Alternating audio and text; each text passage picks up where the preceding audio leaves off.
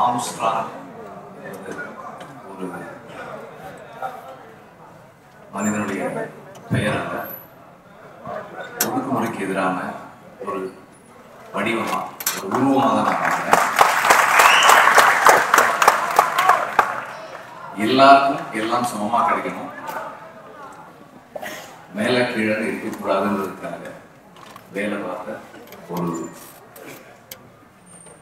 ஒரு மிக ஆளுமையான கரிஸ்மாட்டிக்கான ஒரு லீடர். தன்கிட்ட வந்த எல்லாரையுமே படின்னு சொன்னாரு, படிக்க வச்சாரு, இன்ஸ்பயர் பண்ணாரு. தொடர்ந்து எல்லாருக்கும் வெறும் எஜுகேஷன், பொலிட்டிக்கல் எஜுகேஷன், பொலிட்டிக்கலா வந்து என்ன கிளாரிட்டி வேணும், அவர் நம்பின அந்த தத்துவத்தை முழு மூச்சா இளைஞர்கள்கிட்ட கொண்டு போய் சேர்த்தாரு. அண்ட் பெண்களுக்கும் அதுல சம பங்கு இருக்கு, மாற்றத்துக்கு முன்னேற்றத்துக்கு பெண்களுக்கும் கல்வியும் பொலிட்டிக்கல் எஜுகேஷனும் வேணும்னு தொடர்ந்து அதுக்காக செயல்பட்டது. அவருடைய ஒவ்வொரு செயலும், ஒவ்வொரு வேலையும் எல்லாரையும் எப்போதும் ஈக்குவலா பார்க்கறது.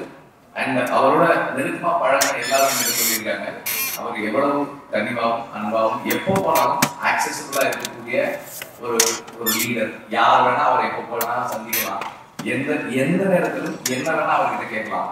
அண்ட் நேற்று ஒருத்தர் சொன்னாரு, நான் திடீர்னு ஃபோன் பண்ணி என்ன நீங்க பைக்ல போயிட்டு இருக்கீங்க, வாங்க ஒரு கார் நான் எடுத்துங்க, கார் எடுத்துங்கன்னு சொன்னாங்க அப்படின்னு சொன்னாங்க. அந்த மாதிரி தன்கிட்ட இருக்கிறத எல்லாருக்கும் கொடுக்கணும், எல்லாரையும் சமமா வச்சுக்கணும், சமத்துவத்தை உருவாக்கணும். இந்த சமூகத்துல ஏற்பட்டிருக்கிற அரசியல் ஏற்றத்தாழ்வுகளை, சமூக ஏற்றத்தாழ்வுகளை மாற்றுறதுக்கு அவர் என்ன செய்யணும் அதை செஞ்சுக்கிட்டே தான் இருக்காரு.